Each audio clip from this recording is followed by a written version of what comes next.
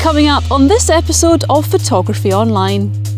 We show you all you need to know to get great seascapes. We join the judging process of Scotland's Photo of the Year, and we get the big guns out.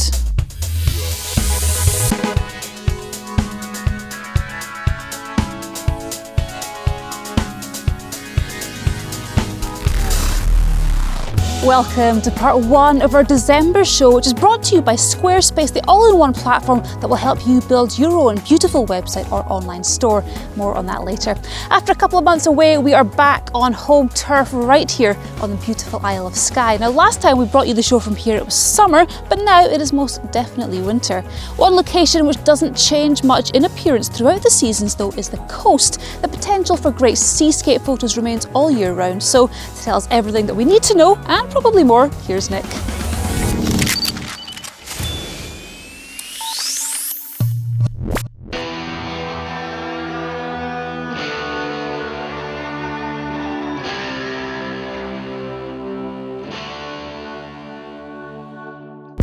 When we think of photography genres, landscapes are probably the most popular of all, but this is partly because the title is so broad in itself. It may be better to think of landscapes as being an umbrella title for many other specific types of photography, such as mountains or waterfalls. Seascapes would be one such example, but they come with some additional challenges. If you're working along the coast, then there are several things we need to consider in addition to the average landscape shot. On top of the elements which apply to most landscapes, for example composition and light, there are a few added considerations we need to be aware of. Firstly, we need to deal with movement, so exposure time becomes more influential than it would in a typical landscape shot. Then we have the tide and the agitation state of the sea to take into account, not to mention a number of additional technical challenges. Oh, and let's not forget the safety aspect too.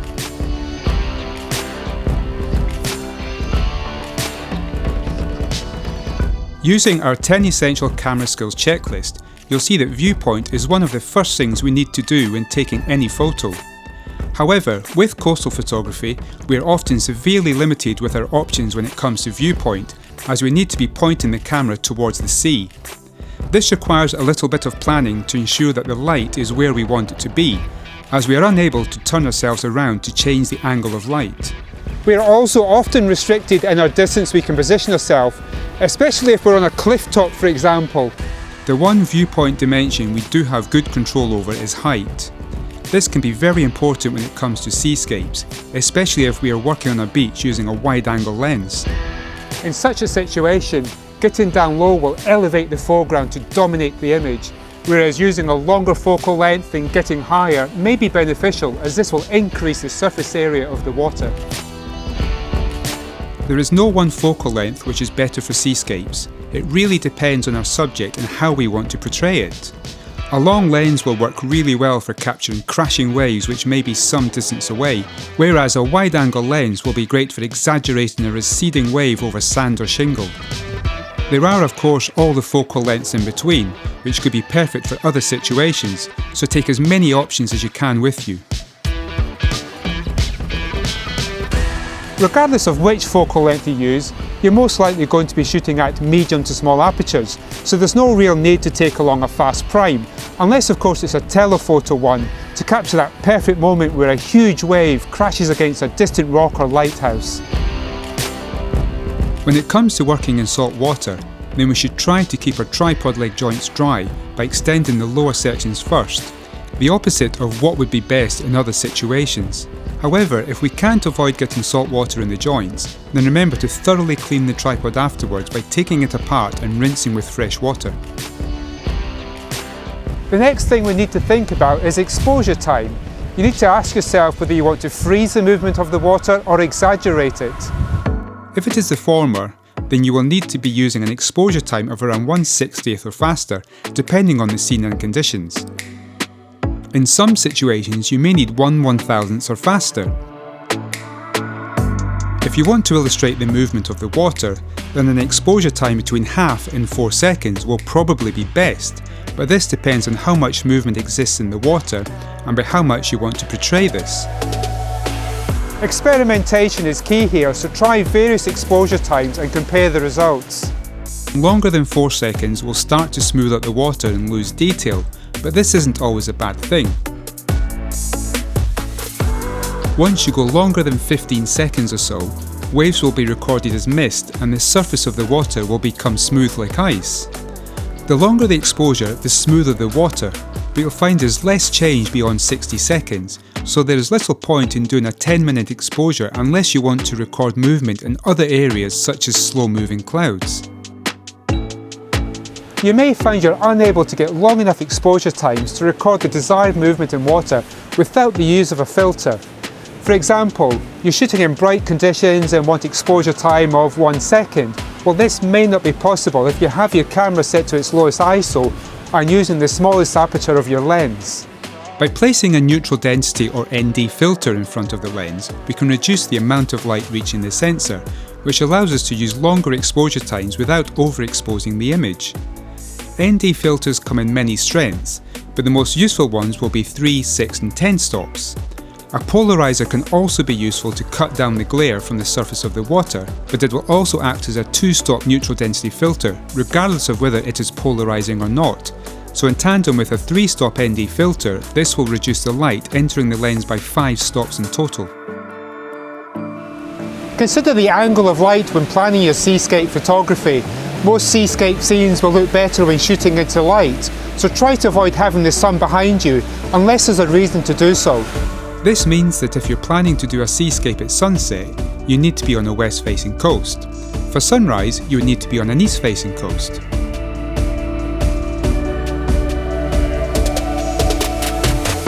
Backlit waves look far more dramatic than frontlit waves, and backlight will bring out the texture and sand and sparkle of the water.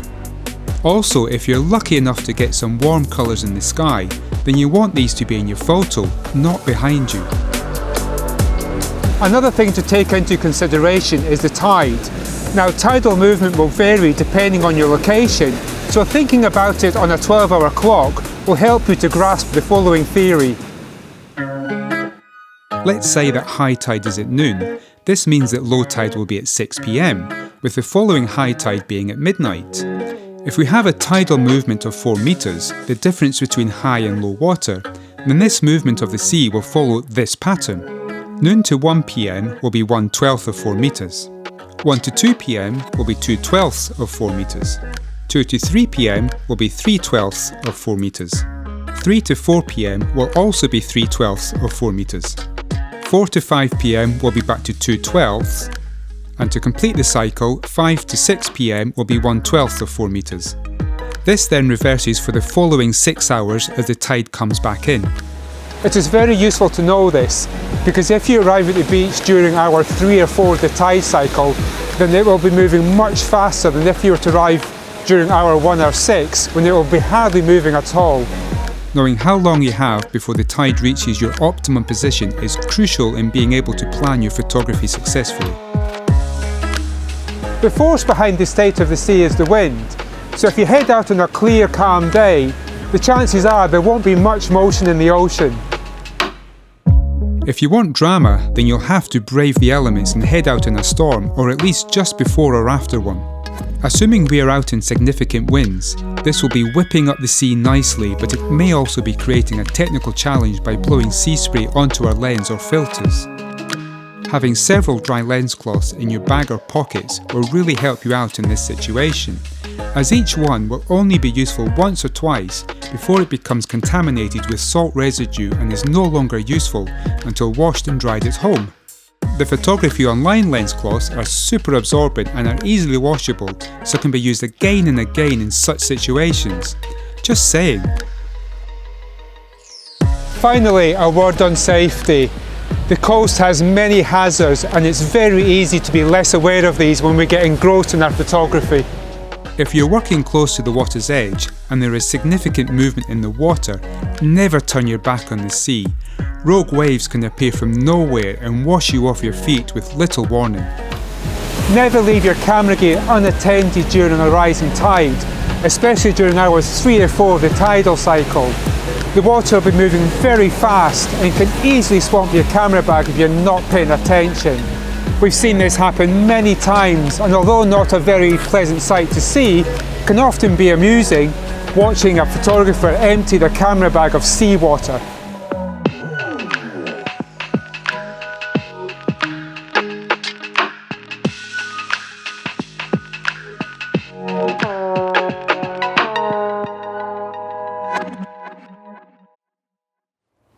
That topic is just one of the many chapters that will make up Series 2 of our Essential Camera Skills Manual, which is available to pre-order now from our online shop. Priced at £12.50, it comes in either a hard copy or a digital version and has 64 pages packed with all the camera skills information that we featured on the show during 2021. So if you'd like to have all of that in a concise manual, you know what to do. Now, speaking of shopping, we are delighted that this show has been sponsored by Squarespace, who can help you create your own stunning website using any of their professional range of templates. And you can even choose to incorporate an online store if you'd like one. You can showcase your photography at its absolute best and then sell your images or services online with just a few simple steps. You can even set up appointments with Squarespace scheduling. With secure checkout, international shipping options and all the important stuff taken care of, there's nothing to get in the way of your customers buying whatever catches their eye. So if you're interested, head to squarespace.com for a free trial, and when you're ready, head to the link in the description and enter code photographyonline to save 10% off your first purchase. Okay, so if you are a regular viewer of this channel, and why wouldn't you be, then you'll have heard me explaining all about an exciting photo competition that I've been involved in for the past couple of years. Scotland's Photo of the Year came to a conclusion recently, with the winner bagging a cool £2,000 in cash plus a Sigma FP camera with a 45mm lens worth an additional £1,850, so there was a lot at stake. This year the judges included myself, Paul Reynolds, who's the boss at Sigma UK, and a household name in landscape photography, Colin Pryor. We recently got together online to whittle down the entries to a final top 10.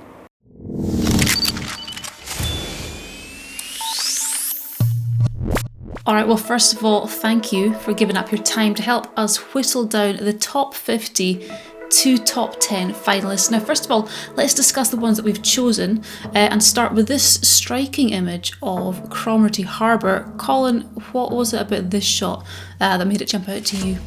Well, just as you alluded to earlier, there's something unusual about it because of the the long exposure and the trails of the snow in the camera, and I suspect it was a bit of a surprise really to see that image, but it's one of the great aspects of digital photography. You can experiment with that and see the feedback on the screen very, very quickly.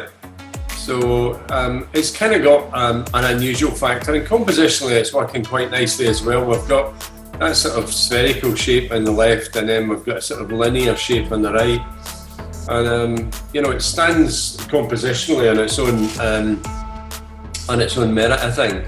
Okay, well, let's move on to the next one then. Paul, I know that you selected this one, so tell us why. I like the simplicity of it. We see lots of pictures of the Bass Rock, and of course a lot of them include gannets, close-ups or action pictures of gannets perhaps, but it's the simplicity here, the long shutter speed to throw the clouds out slightly, and the fact that he's put the rock right in the middle on the thirds, but centrally in the frame, and the lighting is beautiful, very subtle. All round very nice shot, I think.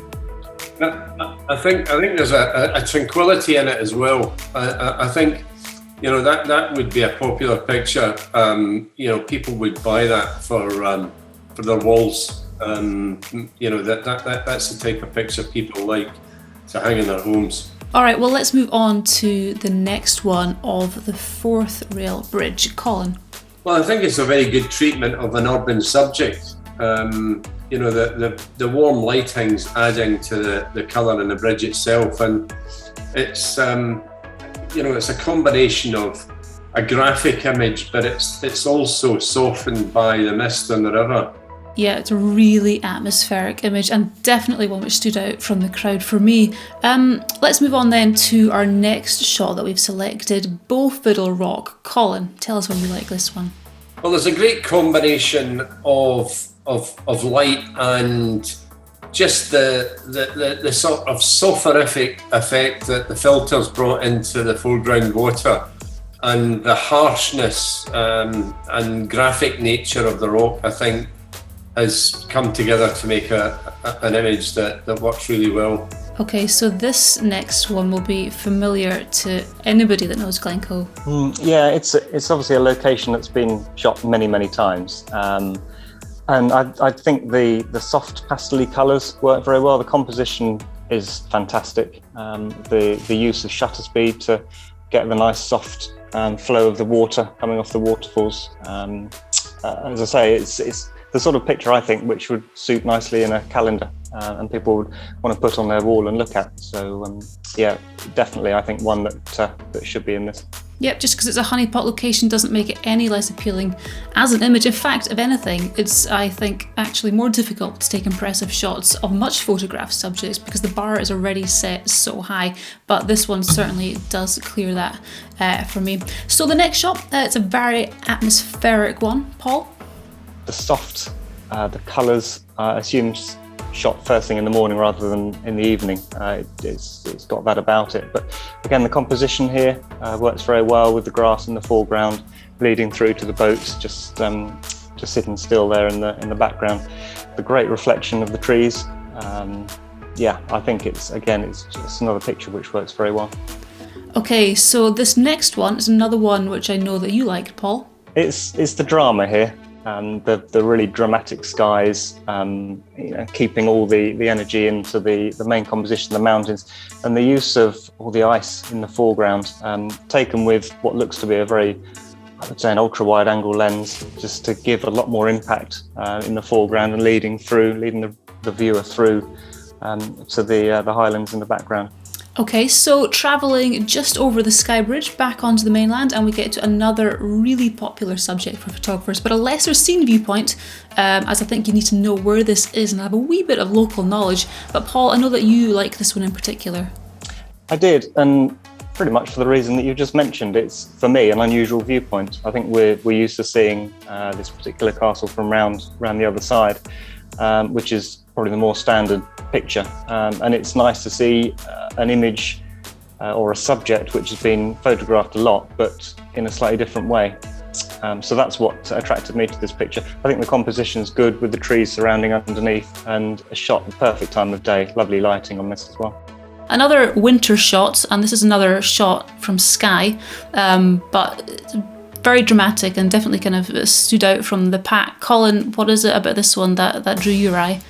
Well, a number of things really. It's a combination of the symmetry and also the colour palette in it. I think you've got the yellow breaking through and the blue, and of course they're two colour opposites. And there's a lovely feeling of tranquility in the shot. And it's one of the great things about photography. You know, you go out there and early in the morning and you have no real guarantees that you'll get anything, and sometimes you can come away with something really special like this picture. And on the subject of lovely light, and certainly one which shouts Scotland, I'll let you continue, Paul, with what made this one stand out for you. Superb lighting, shot very well. Lovely softness to the image, and obviously it's sharp where it needs to be on the hair and the subject, but the softness in front of and behind the subject, I think, works very well. And the background, of course, is so sort of smooth and pastel-y. A lot of nature photography, the subject is great, but then there's a distracting background where we don't have that here at all. And as you say, it smacks of Scotland. It's a great picture. So that just leaves us now to decide on an image for our Judges' Merit Award. Yeah, I think one of my favourites here, if not the favourite, is the one of the Bass Rock, which is a very simple, tranquil image. There's not too much in it. It's shot very well. The shutter speed is perfect, just to blur the sky, as we've discussed before. The lighting is fantastic.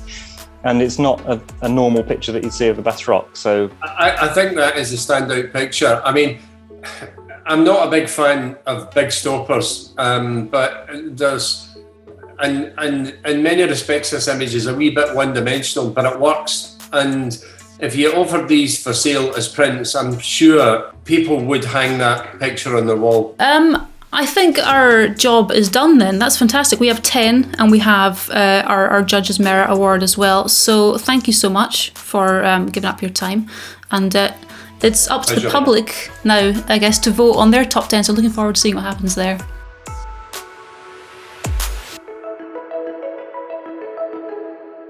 By the time you're watching this, the public vote will have finished and the 2021 winner will already be crowned. But at the time of recording, I've got no idea who that will be as voting is still live. However, I do hope to be chatting to the winner on our next show to hear their story behind the winning image and to generally be nosy and find out what they're going to be spending their prize money on. So hopefully you'll join me for that. Before we continue with our next feature though, I know that many of you are members of camera clubs, and over the winter months is when most clubs organise their event diaries for the coming year. One of the many things that the team here at Photography Online offer are camera club talks and presentations. So if you'd like to see a list of all the topics available, I'll put a link in the description down below. Now it is time for Kit Corner, and so far this year we have featured the Leica SL2, Olympus Micro Four Thirds, filters, tripods and clothing, and we thought it was time to get the big guns out in the shape of the comparatively affordable Canon 800mm f11 to see if it's any good.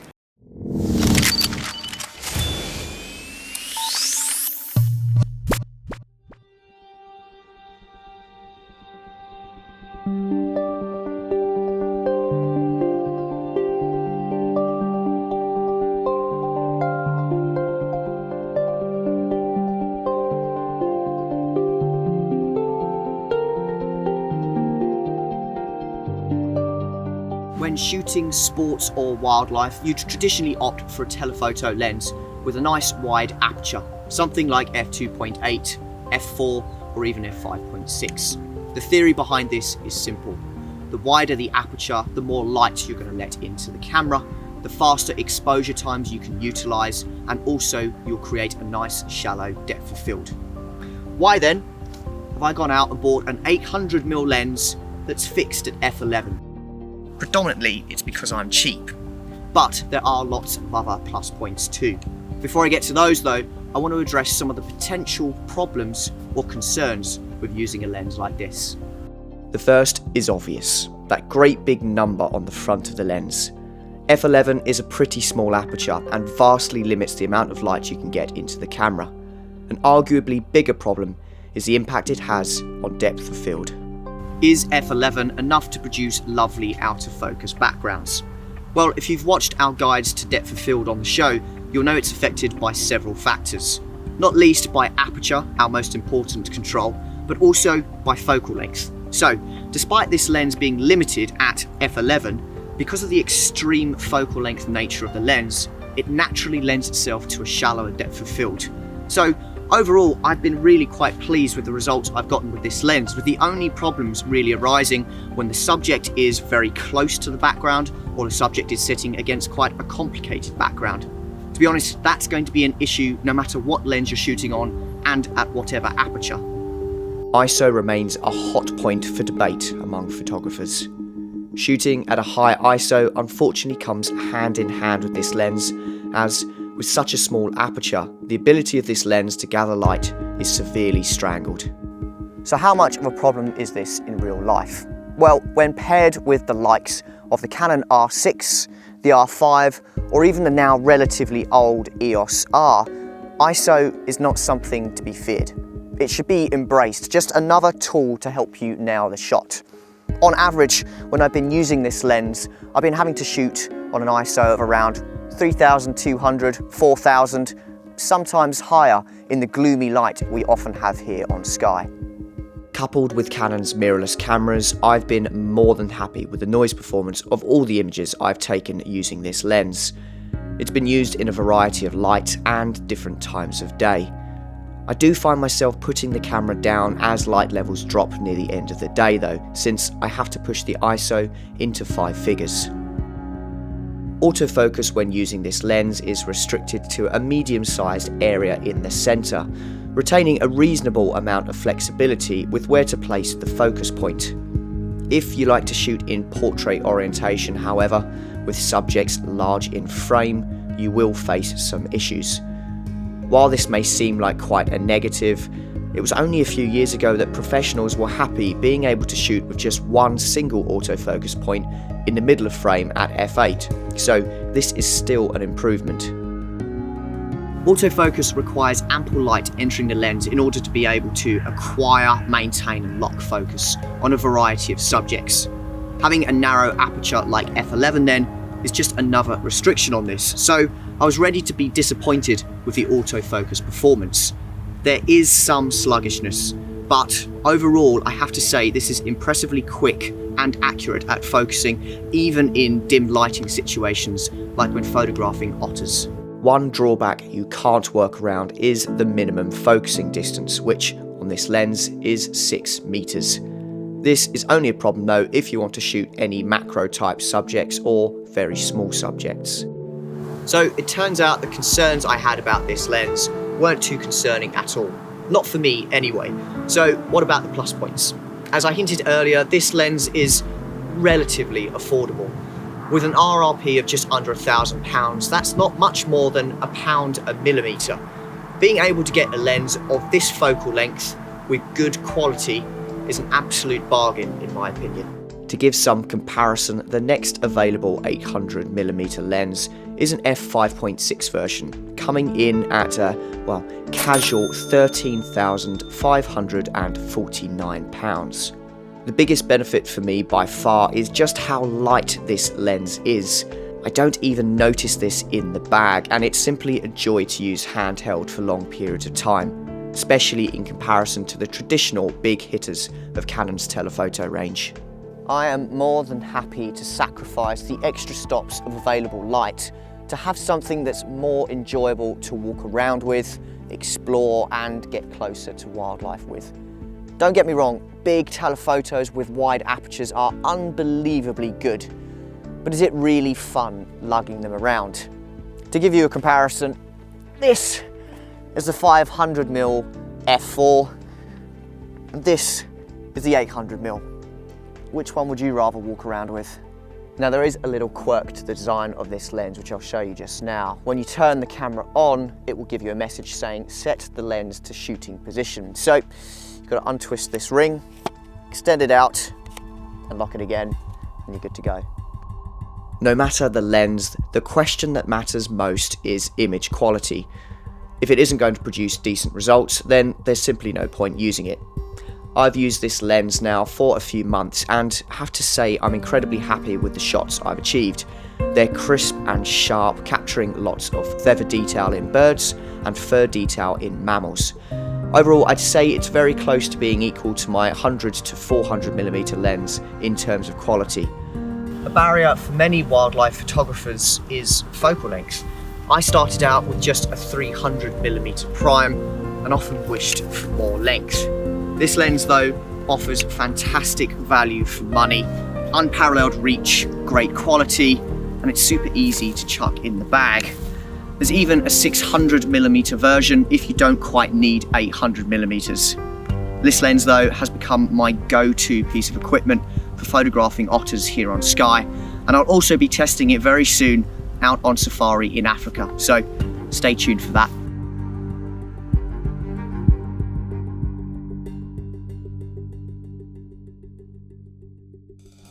If you'd like to talk to an expert about getting your hands on one of these, then you could do a lot worse than speak to one of the friendly and knowledgeable staff at Forrest Photographic, who are our local independent supplier. Okay, so I will be back in just a couple of weeks when we'll be chatting to the winner of Scotland's Photo of the Year. The Subject Project will be back, plus, by popular request, we'll be answering your questions in another group Q&A session, so make sure that you join me for that. Until next time, take good care. Most of all, take good photos.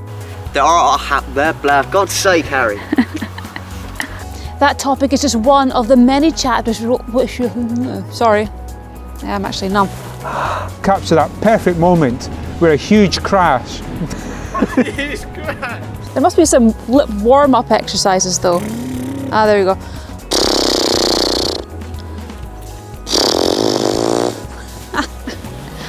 It's super easy to chack. 12-hour clock.